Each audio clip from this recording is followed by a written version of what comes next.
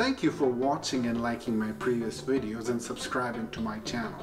The response has been wonderful. If you haven't subscribed to my channel yet, then please go ahead and hit the subscribe button now. This video is the fourth as part of the language series in Gilgit-Baltistan. In this video, I will be talking about the Shina language, which is currently not an endangered language, but soon may be on the list with the number of speakers of the language receding. By now you must have an idea that Gilgit-Baltistan is one of the most culturally, ethnically and linguistically diverse areas of Pakistan. The Shina language is yet another example of this diversity.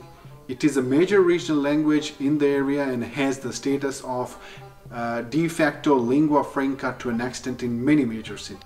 It has the largest number of speakers in Gilgit-Baltistan. Like all other languages in the region, it is an oral language and does not have any proper orthographies. The Shina language is believed to be the mother of the Dardic languages of northern Pakistan and Khyber Pakhtunkhwa province, northern India's Jammu and Kashmir and eastern Afghanistan. The Shina language is hierarchically classified into Indo-European, Iranian, Indo-Aryan, Northwestern Zone, Dardic and then Shina.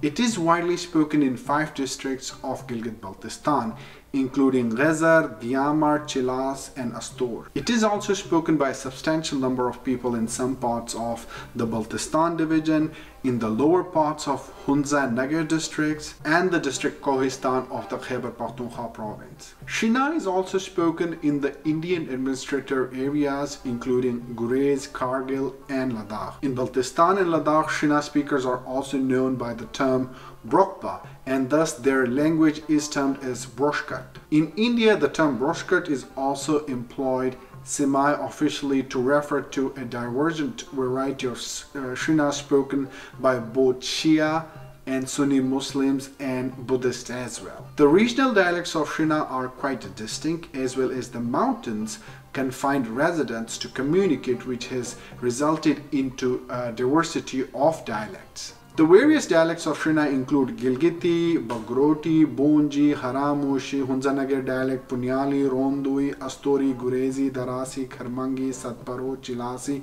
Kohistani, Dareli, Harbeni and Tangiri.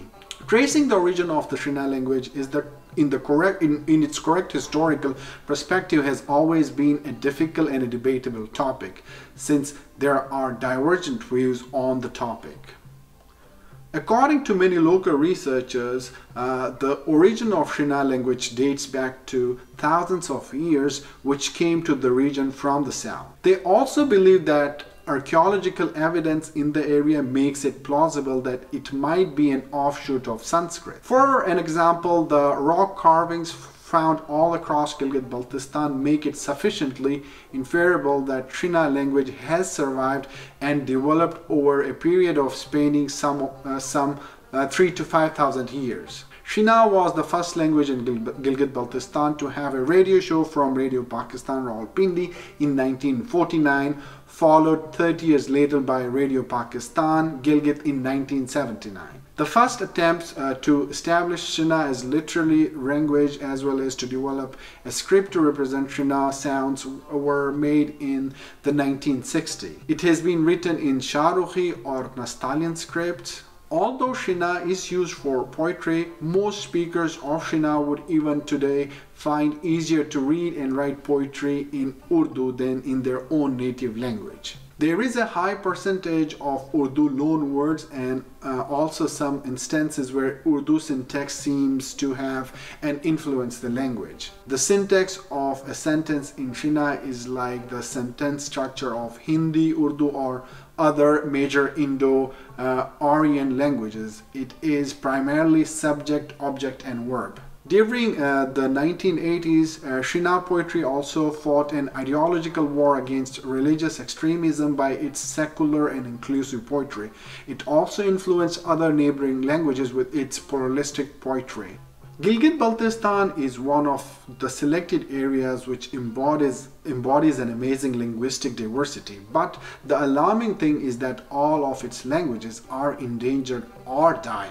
The Shina language is still not in the category of endangered list as I mentioned earlier. However, it may meet the same fate in years to come if immediate steps to preserve it and continue to use it are not taken. I hope you have enjoyed this video. In the description section, for those who want to further your knowledge of the Shina language, please check the links to different academic publications which I have used to inform this video. Thank you so much for watching, and do share your feedback in the comment section as it helps me to improve the quality of my content.